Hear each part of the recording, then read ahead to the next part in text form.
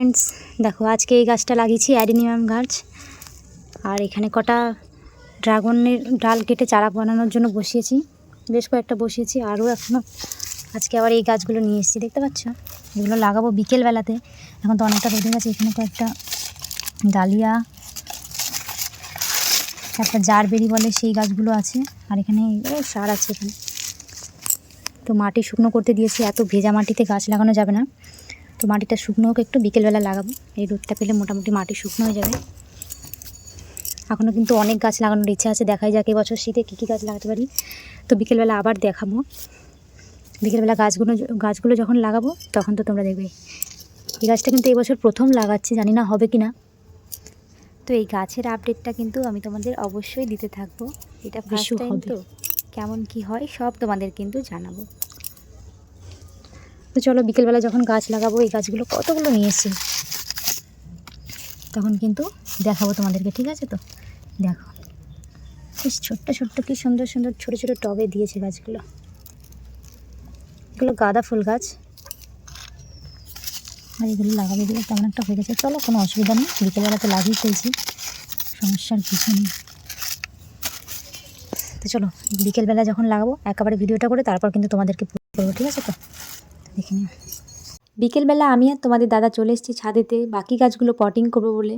আর জানো তো এই অ্যাডেনিয়ামটা সকালবেলা আমি পটিং করেছিলাম, কিন্তু আমার একটু ভুল হয়ে গেছে। এই জন্য কিন্তু আমাকে আবারও রিপোর্টিং করতে হচ্ছে, যাতে আমি গাছটাকে বাঁচিয়ে রাখতে পারি। তো সবার প্রথমে এই গাছটা রিপোর্টিং করে নিই, তারপর কিন্তু বাকি গাছগুলো রিপোর্টিং করবো। তোমরা স্কিপ না করে ভিডিওটা পুরো দেখো। এটা কি ফুল হবে? তোমাকে দেখাচ্ছি কি ফুল হবে। ফুলটা নামই তো অ্যাডেনিয়াম। এবার কি ফুল হবে দেখালে বুঝতে পারবে। কটা আছে? 10টা। একটা, দুটো, তিনটে, চারটে, এদিকে চারটে, এদিকে চারটে, আর এইখানে দুটো লাগাবো, ঠিক আছে? তো এইটুকুটার মধ্যে 10টা গাছ হবে না? এইগুলোকে তুলে দাও না। কটা লাগাবো এটার মধ্যে তাহলে? 4টে কি 5টা লাগা? 6টা লাগাতে, কিন্তু ভাঁড়টা তো রাখতে চাইছি। ভাঁড়গুলো দিয়ে কি করবে? ভাঁড়গুলোতে আমি করবো কি স্ট্রবেরি গাছের চারা। কেটে যায়নি তো শিখর? আরে এই তো রে বাবা, এগুলো কি এর মধ্যে ফেলেছে তোমার মনে হয়? সেগুলো অন্য জায়গায় লাগানো ছিল, সেখান থেকে তুলে এই টবে ভরে রেখে দিয়েছে বিক্রি করার জন্য। কী করে করে জানো না, একসাথে সব বীজ ছড়িয়ে দেয়। বীজ জন্য এ তো ফুলের পাপড়ি থেকেই হয়ে যায় কাটা গাছ। 4 টাকা করে নিচ্ছে। তুমি লস করে গেছো। 4 টাকা করে নয়, 2 টাকা করে দিলেই যথেষ্ট।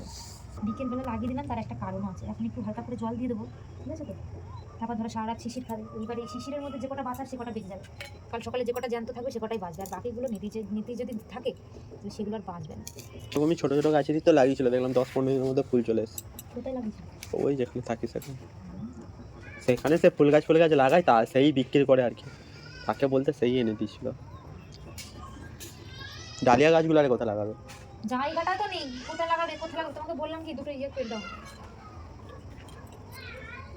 এই তুলসী গাছগুলো সকাল সকাল তুলে দিলে ভালো হতো।